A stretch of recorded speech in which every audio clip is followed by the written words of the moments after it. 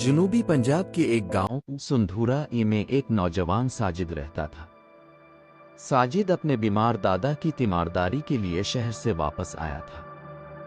راستے میں دیر ہو گئی تو وہ ایک سنسان جنگل میں اندھیرا کنڈ کے کنارے واقع ایک کچے پرانے گھر میں رک گیا۔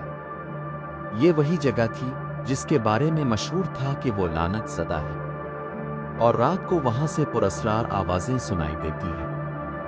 دادا نے ساجد کو ہمیشہ یاد دلایا تھا، رات کو چراغ بجھا دیا کرو، روشنیاں ان کو اپنی طرف کھینچتی ہیں۔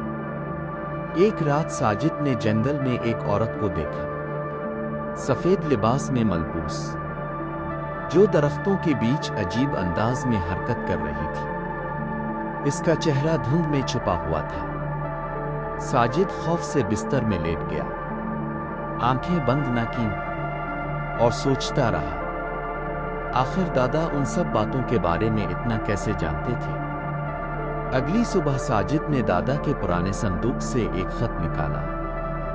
خط پر لکھا تھا، گاؤں کے 13 افراد برسوں پہلے اس جنگل کی لعنت ختم کرنے گئے تھے اور صرف میں یعنی تمہارا دادا زندہ واپس آیا تھا۔ یہ راز جاننے کے لیے ساجد خود اندھیرا کنڈ میں گیا۔ جنگل میں گھومتا گھومتا وہ ایک پرانے مندر نما مقام پر پہنچا، جہاں دیواروں پر خون جیسے نشان تھے اور خوفناک آوازیں گونج رہی تھیں۔ وہاں کالی جھروکی او نامی دیوی کی موجودگی کا احساس ہوتا تھا، ایک ایسی دیوی جو اجالی کی تلاش میں رہتی ہے۔ وقت جیسے رک چکا تھا، ساجد کی گھڑی اور فون دونوں ناکارہ ہو چکے تھے۔ وہ جس راستے پر جاتا، اسے وہی جگہ واپس لے آتا۔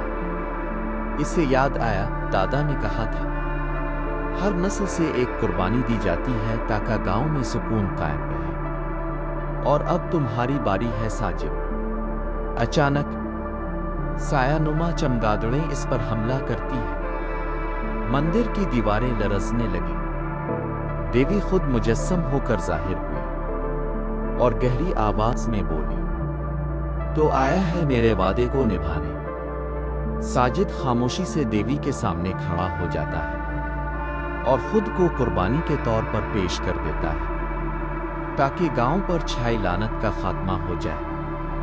اچانک دیواروں سے ہزاروں بھوت نکلنے لگے۔ صبح جب گاؤں والے جنگل کی طرف دیکھتے تو وہاں ایک عجیب پراسرار خاموشی چھائی ہوتی ہے۔ ایسا لگتا ہے کہ صدیوں پرانا بوجھ ہٹ چکا ہو۔ لعنت ختم ہو گئی تھی، لیکن ساجد واپس نہیں ہے۔ لوگ کہتے ہیں، کبھی کبھار رات کو جنگل سے پھر وہی سفید سایہ نمودار ہوتا ہے، جو نامکمل انسان ہے، نامکمل آتما۔